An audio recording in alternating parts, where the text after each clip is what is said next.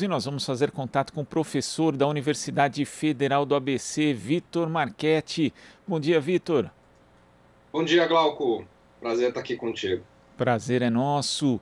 Vitor, na sexta-feira, a ministra Rosa Weber, do STF, determinou a suspensão das emendas parlamentares que são pagas a deputados e senadores e controladas pelo relator geral da lei orçamentária que passa pelo Congresso Nacional, as chamadas emendas de relator.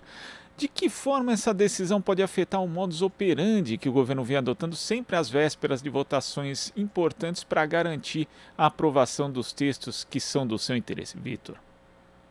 Olha, Glauco, eu acho que esse vai ser um tema dos mais importantes aí nessa semana e acho que ele desmonta um pouco a lógica de construção da governabilidade que esse governo e os militares que operam esse governo, né, construíram para fazer a gestão, né, da manutenção desse mandato, né? Porque eu ia dizer a manutenção da agenda desse governo, mas no fundo o que a gente vê é que o governo não tem agenda propriamente colocada, né, de políticas públicas. Tem uma agenda que é uma agenda eleitoral, essencialmente eleitoral, que tem a ver com o Auxílio Brasil, né? E aí é interessante, né? Quer dizer, hoje a gente infelizmente vive o último dia de existência do Bolsa Família, que por tantos anos estruturou uma política de redistribuição de renda no país e foi muito acusado, né, de ser um programa social de compra de voto, né, de sedução dos mais pobres e tudo mais.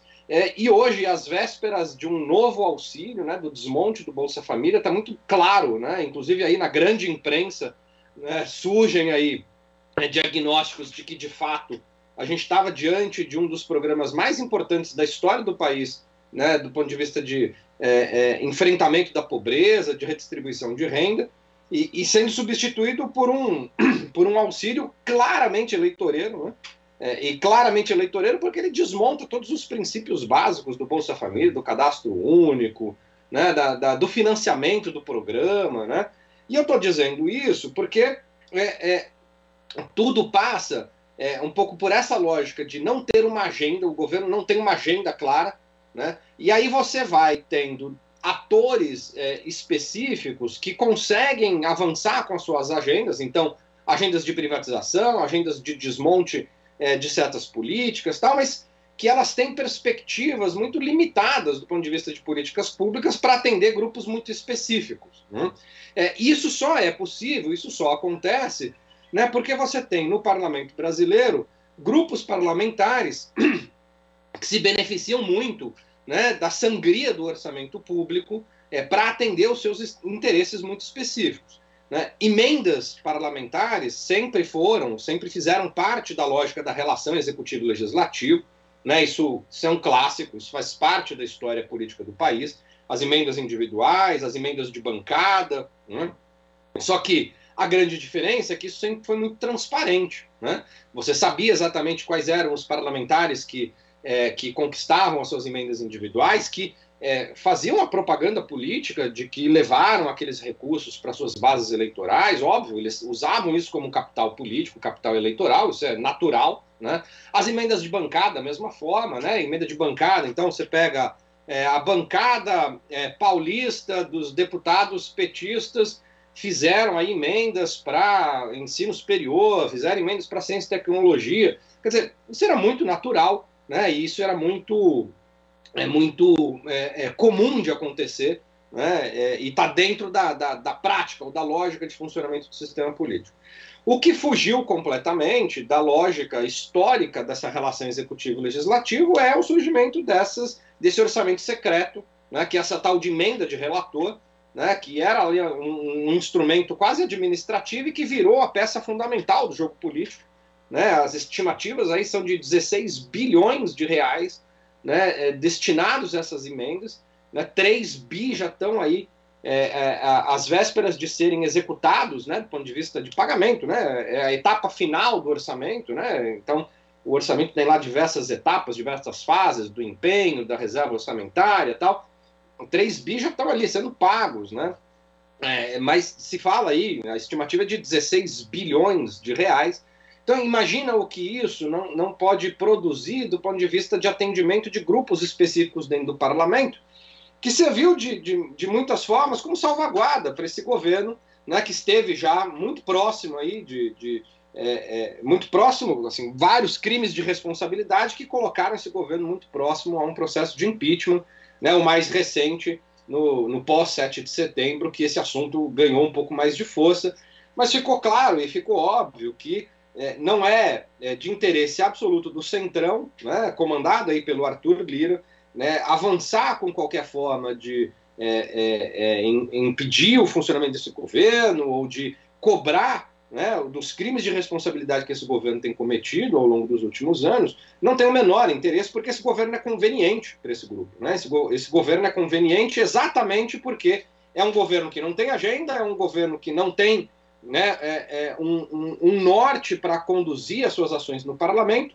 e aí ele entra nesse varejo que é dos mais deletérios do ponto de vista do debate público, porque ele vai atendendo ali interesses paroquiais, interesses muito pontuais, né, de grupos parlamentares, e pior, né, o retrocesso que o país viveu em termos de transparência das informações públicas é gritante, Glauco. Acho que a gente tem discutido muito pouco isso.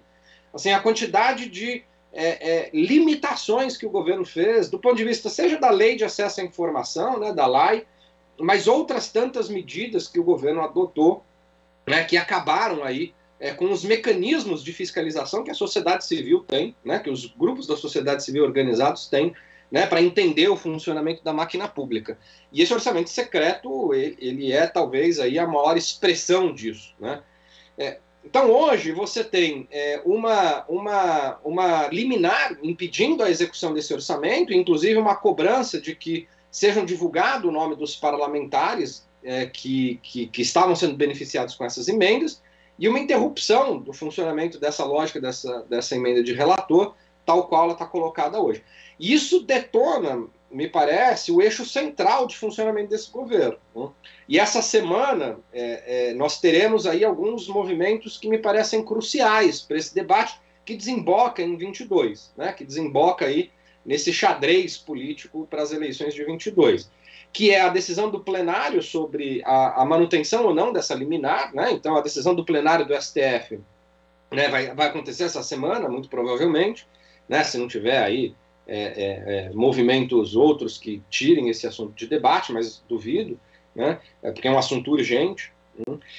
E isso pode ter muito impacto sobre a tal da PEC dos precatórios, né, que vai uma segunda votação, é uma emenda constitucional que vai em segundo turno, né, para a Câmara dos Deputados, e tudo o que aconteceu ao longo da semana, né, de partidos, por exemplo, como o PDT, né, que votaram ali a favor da PEC dos precatórios, tal, né, e que oficializam esse calote, né, do governo federal, né, com o objetivo, né, de financiar o tal do Auxílio Brasil, que tem vida curta, e com um objetivo muito pontual e marcado aí para 22, né, para a vitória, né, dos grupos políticos em torno do Bolsonaro. Né? Então, me parece que essa semana, essa decisão do STF, ela pode funcionar como um efeito dominó sobre diversas outras, né, decisões que o parlamento, importantes que o parlamento está tomando. PEC dos precatórios, aí isso pode produzir efeitos sobre a aprovação da medida provisória que estabeleceu esse Auxílio Brasil, porque é uma medida provisória, ela precisa também, então, ser votada pelo parlamento. Quer dizer, o funcionamento dessa base de apoio, tem votação, tem debate sobre a indicação do governo federal para o STF, o André Mendonça aqui no Senado ainda não foi sabatinado. Quer dizer, há uma série de outras questões que podem sofrer algum impacto, né, por essa decisão que o STF vai tomar em relação ao orçamento secreto e que certamente vai produzir bastante impacto sobre 22. Inclusive esse julgamento, Vitor, ele está previsto para acontecer na terça-feira, né? O julgamento virtual começa na madrugada da terça-feira, termina na noite, a não ser que alguém peça vista, né? O que é sempre uma possibilidade. Agora, Vitor, isso é uma questão muito importante, porque quando a gente fala do orçamento secreto, dessas emendas do relator, nós temos aí o governo conseguindo aprovação de propostas do interesse dele, né? Propostas algumas importantes, como essa PEC dos precatórios, num esforço coordenado, né, entre o Planalto e principalmente a presidência da Câmara na figura de Arthur Lira. Agora, eu fico imaginando o presidente da Câmara ter esse poder, com esse orçamento secreto, emendas no relator, junto a um governo que tem uma orientação contrária, que bata de frente com a presidência da Câmara. Qual o risco institucional que teria isso, por exemplo, num governo que divergisse na prática do presidente da Câmara, Vitor? Glauco, olha, a presidência da Câmara, ou o poder que o presidente da Câmara tem, é algo que a gente começou a discutir com a atuação do Eduardo Cunha, né? Eu acho que o Eduardo Cunha foi quem escancarou um pouco esse poder do presidente da Câmara e o quanto ele pode ser nocivo, né, para o funcionamento dessa relação executivo-legislativo, né? Só que nós não avançamos nesse debate, né? Não avançamos do ponto de vista institucional nesse debate, né?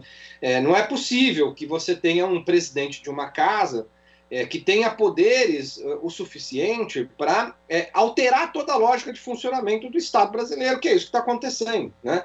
Quer dizer, lá no Eduardo Cunha, o modo como ele comandou e pilotou os pedidos de impeachment da Dilma, ficou claramente escancarado que ele estava submetendo um debate que tinha impactos institucionais para o funcionamento da democracia no Brasil, né, em relação a respeito ao resultado das urnas, em respeito às instituições democráticas, aos eleitores da presidenta, enfim, ele submeteu tudo isso, ele submeteu todos esses valores democráticos a interesses particulares, a interesses do seu grupo e a interesses individuais, né? E o fato de estar na presidência da Câmara dá poder para quem ocupa essa cadeira a submeter, a capturar o debate público, a capturar o debate, né, de uma política pública e o debate do país para interesses muito mesquinhos, para interesses muito privados e individuais. E a gente está vendo essa história se repetir, né? Então a gente já vinha desde o Rodrigo Maia, né, com esse discutindo ainda o poder que esse presidente da Câmara tem em relação a dar prosseguimento ou não aos pedidos de impeachment, porque, veja, os pedidos de impeachment eles sequer foram analisados se eles tinham algum... se eles cumpriam as condições formais para serem apreciados, se eles tinham algum tipo de denúncia grave que precisava ser apurada. Quer dizer, eles sequer eram analisados, eles engavetar mesmo, né? Quer dizer, não tinha nenhum tipo de apreciação sobre esses pedidos. Há uma discussão, inclusive, se o presidente da Câmara pode simplesmente ignorar, porque é isso, ele não dá qualquer tipo de andamento a esses pedidos, né? Então, desde o Rodrigo Maia, a gente vinha discutindo se esse poder do presidente da casa, né, da Câmara, ele não precisava ser revisto nesse ponto, mas com agora o Arthur Lira, fica claro que há muitos outros assuntos, para além, né, de colocar ou não em votação um pedido de impeachment, há muitos outros assuntos que precisam ser debatidos sobre os limites do poder do presidente da casa, né?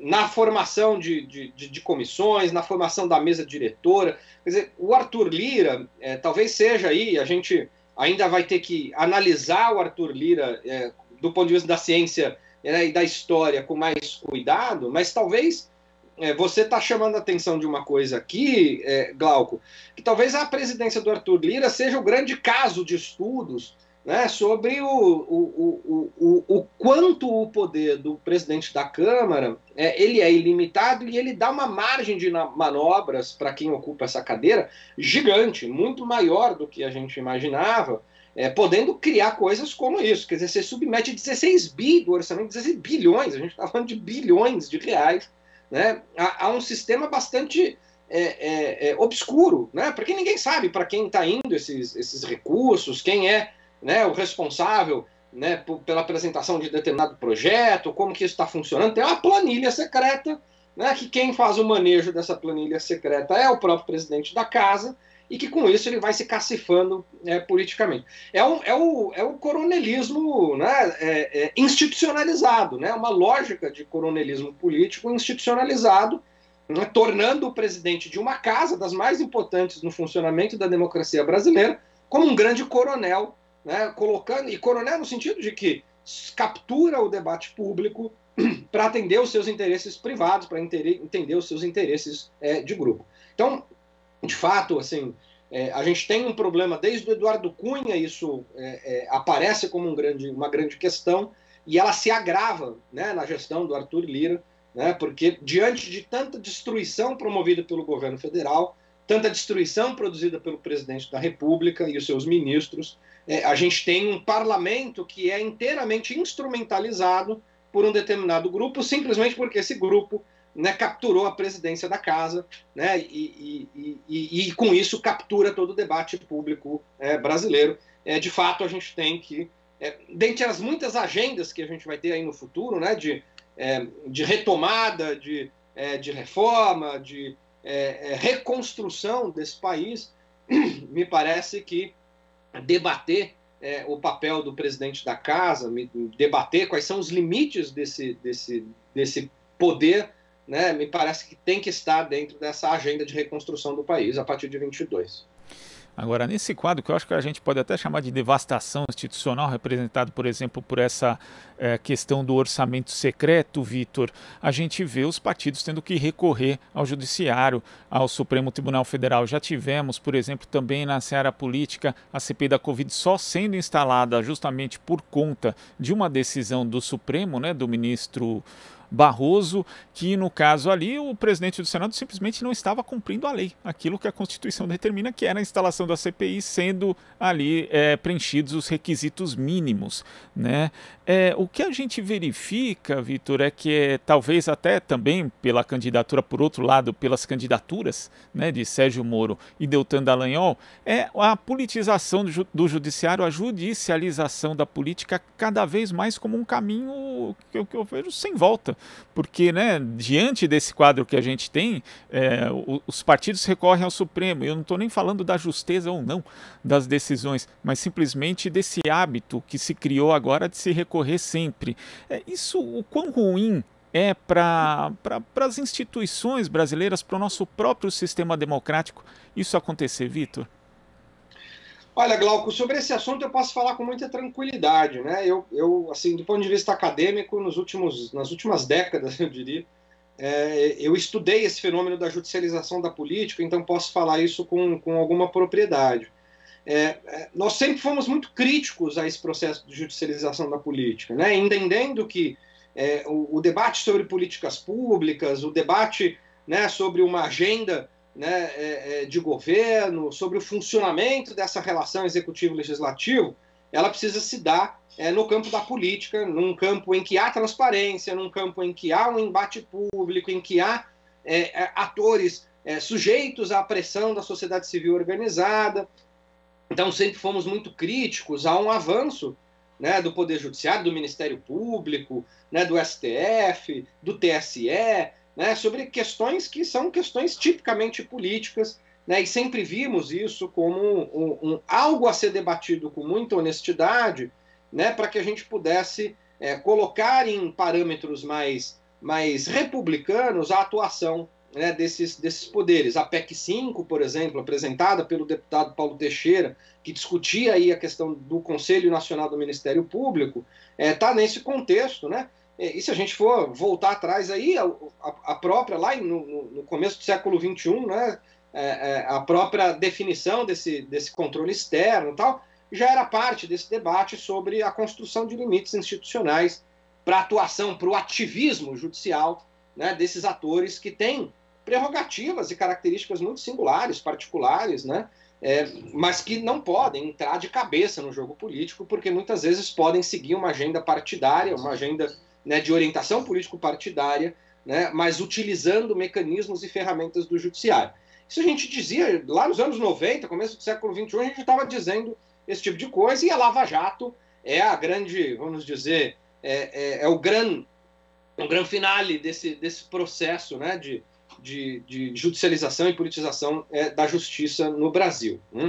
Agora, é verdade que a gente também precisa reconhecer que nos últimos anos o STF, fundamentalmente, né, tem se apresentado, tem se colocado como uma grade de proteção importante para diversos desmandos e desorientações produzidas, né, pelo governo federal, que é resultado da desidratação das instituições. Então nós temos um governo, né, que é resultado da implosão das instituições. A implosão das instituições tem muito a ver com a atuação político-partidária de membros do Poder Judiciário, né, inclusive do Supremo Tribunal Federal. Né? Então a gente não pode esquecer tudo o que o STF fez no processo do golpe de 16 contra a presidenta Dilma, né? Contribuiu de modo bastante efetivo para esse processo. Né? Então o Ministério Público, o Judiciário, são responsáveis, né, pela implosão das instituições, e a implosão das instituições que nos trouxeram para esse momento de um governo completamente desastroso, né, de um governo sem o menor compromisso com o país, sem o menor compromisso com as nossas instituições, sem o menor compromisso com o debate público. Né? E esse governo, que é fruto da implosão institucional, agora encontra no próprio Supremo Tribunal Federal, ou seja, naqueles que também foram responsáveis por esse processo de erosão das nossas instituições, um limite e uma grade de proteção. Então, Glauco, assim, a única coisa que a gente pode constatar é que, de fato, a gente está vivendo um momento sui generis no país, né, e que essa atuação enfática e incisiva do STF na condução da pandemia, na questão do orçamento secreto, nas várias decisões que o STF tem tomado, mesmo na questão das investigações sobre fake news, né, diversos atores políticos que acabaram sendo presos, né, por decisões do STF. Quer dizer, tudo isso que coloca o STF como essa grade de proteção do sistema, no fundo, menos celebração sobre isso e mais uma constatação sobre a anomia das nossas instituições, né? O caos que as nossas instituições estão vivendo. Quer dizer, não é normal que essas discussões cheguem no STF, que a gente espere que o STF seja o guardião da democracia no Brasil. O STF é um importante guardião no jogo, o STF é um importante guardião da Constituição, mas ele não pode ser o único e ele não pode ser, né, a boia de salvação da nossa democracia, como tem pintado nos últimos tempos. Então, assim, a reflexão que nós temos aí, de mais uma vez, de reconstrução das instituições do país, não são pequenas, né?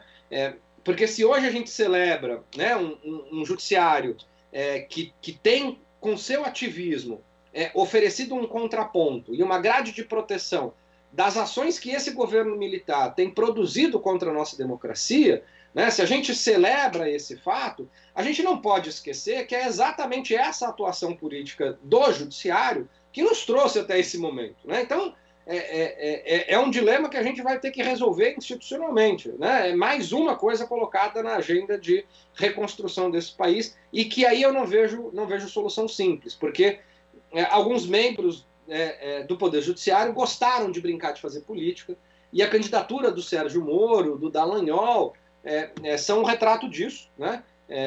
Me parece que o Sérgio Moro vem, né, com força e com adesão de parcela da elite política e econômica desse país, da grande imprensa, né, vem como um candidato que, no fundo, vai representar ainda mais ativismo, vai representar ainda mais implosão das nossas instituições, ainda mais corrosão dos princípios democráticos. Então, se o Bolsonaro hoje representa essa destruição, quem arquitetou a implosão das nossas instituições foram figuras como Sérgio Moro, né, foram atores judiciais, né, que hoje são tidos aí como barreira importante para conter o Bolsonaro, mas que foram os grandes arquitetos da nossa implosão institucional. Então, o beco em que nós estamos não é um beco de fácil saída, não, Glauco, e teremos certamente que debater essas questões mais à frente, e ainda mais imaginando que em 2022 possamos ter a eleição de um governo novamente progressista, que tente recolocar essas instituições, né, no seu devido lugar, e que vão certamente oferecer novas resistências, vão oferecer novamente os seus ativismos políticos, né, porque sabemos que os interesses que os movem, né, são interesses que muitas vezes não são só interesses compreendidos pela lógica do debate local, né? Muitas vezes são ações e instituições que estão movidas por interesses mesmo de fora do país, né? Por grupos organizados de fora do país, e que acabam movimentando toda essa máquina, né, do ativismo judicial, né, e que ainda está cada vez mais mais forte no nosso país. A agenda de reconstrução do Brasil é extensa e variada, infelizmente. Vitor, queria agradecer demais a sua participação aqui no Jornal Brasil Atual e até a próxima. Boa semana. Eu que agradeço. Valeu, Glauco. Abraço para todas e todos. Até breve. Abraço. Conversamos aqui com o cientista político e professor da Universidade Federal do ABC, Vitor Marchetti. Você está ouvindo Jornal Brasil Atual. As notícias que os outros não dão.